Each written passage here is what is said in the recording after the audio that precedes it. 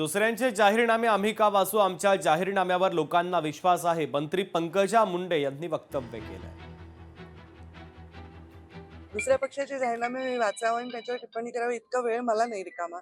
माझ्या पक्षाचा जाहीरनामा मस्त आहे आणि जो जाहीरनामा चांगला आहे म्हणूनच देशात म्हणजे देशामध्ये अनेक राज्यामध्ये आणि आत्ताच झालेल्या स्थानिक स्वराज्य संस्थेमध्ये अव्वल पक्ष भारतीय जनता पार्टी आहे आणि आमचा जाहीरनामा हा लोकांचा विश्वास आहे, संकल्पनामा आहे। तो आम्ही जे बोलतो ते करून दाखवतो, जिथे नारळ फोडून भूमिपूजन करतो ते लोकार्पणही करतो, हे लोकांनी डोळ्यांनी पाहिलेलं आहे। त्यामुळे शहर असो, गाव असो, खेडं असो, हे सगळ्या ठिकाणी भारतीय जनता पार्टीवरचा विश्वास वाढत चाललेला आहे। अकोल्यामध्ये हद्दवाढ क्षेत्रामध्ये मूलभूत सुविधांचा अभाव आहे। बहुजन नगरवासियांचा निवडणुकीवर बहिष्कार टाकत त्यांनी तीव्र निषेध नोंदवलेला आहे।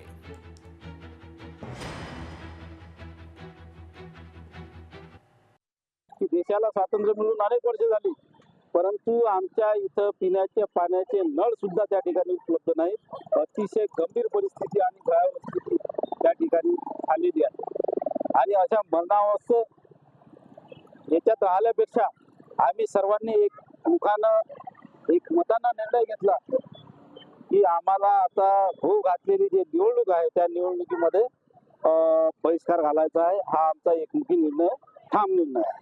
आमचं कारण एकच आहे की आमच्याकडे रोड नाही, नाल्या नाही, नळ नाही, कोणतीच सुविधा नाही आहे। आम्ही 73-72 पासून तिथं रहिवासी आहोत, पण आमच्या मोहल्ल्यातली कोणतीच सुविधा नाही, म्हणून आम्ही हा सामूहिक एक निर्णय घेतला की मतदानावर बहिष्कार।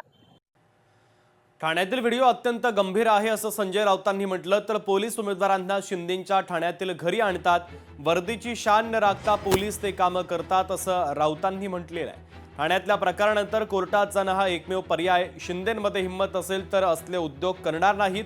तुम्ही आमचा पक्षचिन्ह चोरलं, आता तरी आम्ही लढतोय असं राऊतांनी म्हटलेलं आहे। ठाण्यामध्ये जो प्रकार घडला किंवा घडतायत, घडवले गेले, त्या संदर्भात न्यायालयात जाणं, कारण निवडणूक आयोग काही करणार नाही, अहवाल मागवेल, चौकशी करेल, आमचं लक्ष आहे सांगेल। न्यायालयात जाणं हा एकमेव मार्ग त्याच्यासमोर आहे आणि न्यायालयात जर कोणी जात असेल तर त्याचं स्वागत केलं पाहिजे।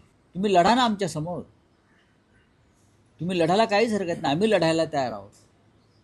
खरं म्हणजे तुम्ही आमचं चिन्ह चोरलेलं आहे, पक्ष चोरलेला आहे, तरी आम्ही तुमच्याशी लढतो आहोत। एकनाथ शिंदे यांच्यामध्ये हिंमत आणि मर्दानगी असेल तर ते असे उद्योग करणार नाही, पण त्याने आयुष्यभर असेच पाठीमागून खंजीर खुपसण्याचे उद्योग केलेले आहेत। ज्या पद्धतीनं विधानसभेला मुख्यमंत्री देवेंद्रजी फडणवीस यांना आशीर्वाद देण्याचं काम, एकनाथजी शिंदे यांना आशीर्वाद देण्याचं काम जनतेने केलं, तेवढंच नाही तर गेल्या 15 दिवसापूर्वी नगरपालिका आणि नगरपंचायतीच्या निवडणुकीमध्ये उद्धवजी ठाकरे आणि संजय राऊत तुमचा पक्ष सिंगल डिजिटवर आला। 7-8 नगरपालिका नगरपंचायतीमध्ये तुमचा नगरसेवक निवडून आले, हे महाराष्ट्राने बघितलंय। आता महापालिकेच्या निवडणुकीमध्ये देखील सिंगल डिजिटमध्ये तुमचे नगरसेवक निवडून येतील, तुमच्या महापालिका सिंगल डिजिटमध्ये जातील। 29 पैकी 29 महापालिकेमध्ये भारतीय जनता पार्टी आणि महायुतीचा महापौर बसणार, याच्यामध्ये अजिबात शंका नाही। लोकशाही मराठी ऐका, पहा, जागरूक रहा।